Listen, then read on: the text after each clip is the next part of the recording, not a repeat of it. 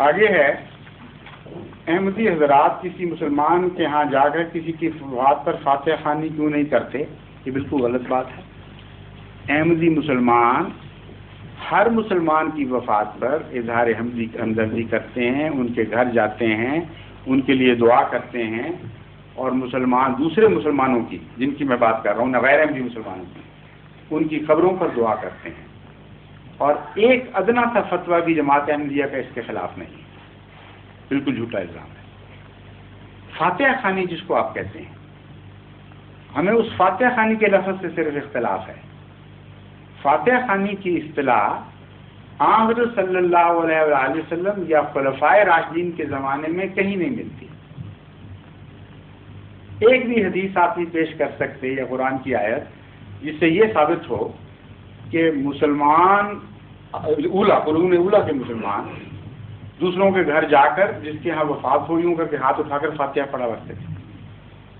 ایک حدیث دکھائیے جس سے یہ پتہ چل جائے کہ حضرت صلی اللہ علیہ وسلم کے وصال کے موقع پر کسی صحابی نے فاتحہ خوانی کی۔ ہم صرف یہ آپ کو سمجھاتے ہیں کہ اسلام میں نئی رسمیں نہ چلائیں، ہمیں حضور اکرم صلی اللہ علیہ وسلم کا دین کافی ہے۔ اسلام وہی حسین اسلام ہے جو سنت سے ثابت ہو، اس سے جب باہر قدم رکھیں گے تو رسم و رواج میں پڑ جائیں گے۔ ہمارے بزرگوں نے جو ہمیں بتایا ہم وہ کر رہے ہیں، اس میں شاید وہ زیادہ تعلیم یافتہ تھے یا زیادہ اسلام کے بارے جانتے تھے یا نہیں جانتے تھے، ہم اسی پر اپنا وہ دیکھیں، میں یہ عرض کر رہا ہوں کہ ان بزرگوں کی بات مانیں گے۔ کیا تھا نہیں اس کا آپ نقص میں بتا رہا ہوں، تو نقص کیا تھا، یہی بتا نہیں تھا یہی تو بتا رہا ہوں، میری گزارش سن لیجیے۔ میں بتانے لگا ہوں، نقص یہی ہے اس کا کہ جو چیز سنت سے زائد ہو وہ اسلام نہیں۔ کیا ہمارے بزرگ غلط تھے، وہ اسلام مسلمان نہیں تھے؟ محمد رسول اللہ علیہ وسلم اور آپ کے صحابہ غلط تھے؟ نہیں، بات کرتے ہیں جب یہ ہندوستان میں اسلام پھیلا، میں بتا رہا ہوں کہ جو رسمیں بعد میں داخل ہوتی ہیں مذاہب میں، کیا یہ رسم ہے؟ ہاں رسم ہے۔ رسم ہر وہ چیز سنت نہیں ہے، رسم ہے جو رسول اللہ صلی اللہ علیہ وسلم اور آپ کے صحابہ سے ثابت نہ ہو۔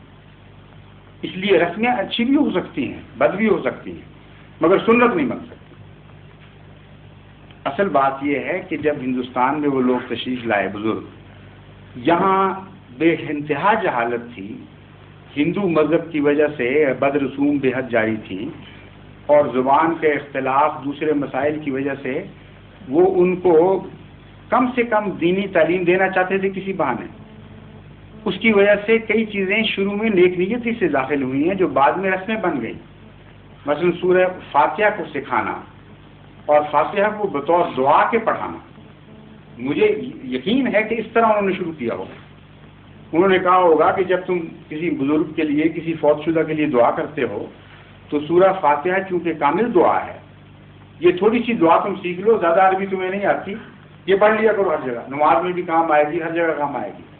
چنانچہ کم علمی کی بنا پر شروع میں ہندوؤں کی تعلیم اور تربیت کی خاطر ہمارے صوفیاء اور بزرگوں نے یہ طریقہ اختیار کیا۔ جب اسلام زیادہ پھیل گیا، جب اسلامی تعلیم عام اور روشن ہو گئی، تو ضروری تھا کہ ان کو سنت کی طرف واپس لے جاتے، اور یہی کوشش ہم کر رہے ہیں، اس کے سوا کچھ نہیں کر رہے۔ اب 40واں ہے، 11ویں ہے، شیرینیاں بانٹنی ہیں وفات کے بعد، کھیریں تقسیم کرنی ہیں، کھانے دینے ہیں، اتنے جھگڑے ہیں جن کا کوئی وجود قرون اولا کے اسلام میں نہیں ملتا۔ اب یہ تو جذباتی بات ہے کہ ہمارے بزرگ غلط کہتے ہیں، یہ ویسی بات ہے جیسے قرآن کریم بار بار کہتا ہے کہ یہ آپ رسول اللہ علیہ وسلم کے مخالف ہیں، ان کو یہ کہا کرتے تھے کہ اچھا پھر ہمارے بزرگ غلط ہیں۔ قرآن فرماتا ہے کیوں غلط نہیں ہو سکتے تمہارے بزرگ؟ صرف وہی غلط نہیں ہے جس پر الہام نازل ہوتا ہے، صرف وہی درست ہوتا ہے اصل میں جس کو خدا روشنی عطا فرماتا ہے۔ تو اس میں اختلاف کی وجہ مجھے سمجھ نہیں آتی۔ میں تو آپ کو یہ پیغام دیتا ہوں، جماعت احمدیہ یہ پیغام دیتی ہے کہ سنت کافی ہونی چاہیے ہمارے لیے، کیونکہ سنت میں مذہب کی تکمیل ہو گئی۔ حسن کامل میں نہ اضافہ ہو سکتا ہے نہ اس میں کمی ہو سکتی ہے۔ اس لیے بعض کی رسموں نے ہمیں نقصان پہنچایا ہے۔ اسلام سے رستہ رستہ ہم لوگ دور اس لیے ہٹے ہیں کہ بعد میں جو رسمیں جاری کی گئیں خواہ نیک نیتی سے بھی تھی، ہم ان کو خالی برتنوں کی طرح پکڑ کے بیٹھ گئے۔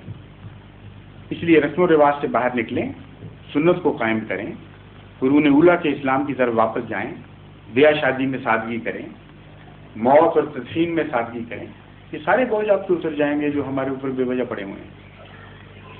اور رسول کریم صلی اللہ علیہ وسلم کی سنت یہ تھی کہ نماز جنازہ پڑھتے تھے اور دعا کرتے تھے، ایک دوسرے سے ہمدردی کرتے تھے. ہم بھی یہی کرتے ہیں، اس پہ کوئی اعتراض نہیں ہونا چاہیے. نہیں، دعا کی خاطر فاتحہ خوانی ہم بھی پڑھ لیتے ہیں، لیکن جو میں رسم کے خلاف ہوں. صرف جب جاتے ہیں کہیں، میں کئی دفعہ گیا ہوں، ایک آدمی ہاتھ اٹھاتا ہے، سارے یوں کر لیتے ہیں، جی فاتحہ خانی ہو، انا للہ. یہ کوئی فاتحہ خانی ہے؟ فاتحہ کی دعا دیکھیے، فاتحہ کی نہیں، یہ غلط طریقہ ہے. فاتحہ کی دعا معنی خیز چیز ہے. دعا میں دل حرکت کرتا ہے تو قبول ہوتی ہے، کوئی رسم تو نہیں دعا. فاتحہ کا معنی آنا چاہیے، انسان سوچ کر اللہ تعالیٰ کی صفات میں ڈوب کر اس سے ایاک نعبد و ایاک نستعین کی التجا کرے، یہ دعا ہے. اس پہلو سے فاتحہ پڑھنا دعا کے طور پر ہرگز منع نہیں. لیکن جو رسم بنی ہوئی ہے کہ ضرور پڑھو اور دیکھا دیکھی پڑھو اور جب کوئی جائے تو ایک آدمی ہاتھ اٹھائے سارے یوں کر دیں، یہ بالکل بے بنیاد بات ہے. کوئی سند نہیں اس کی اسلام میں.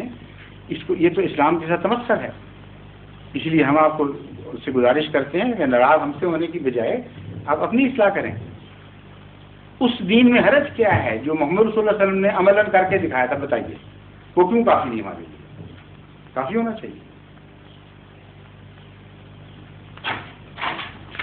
ظہور مہدی آخر زمان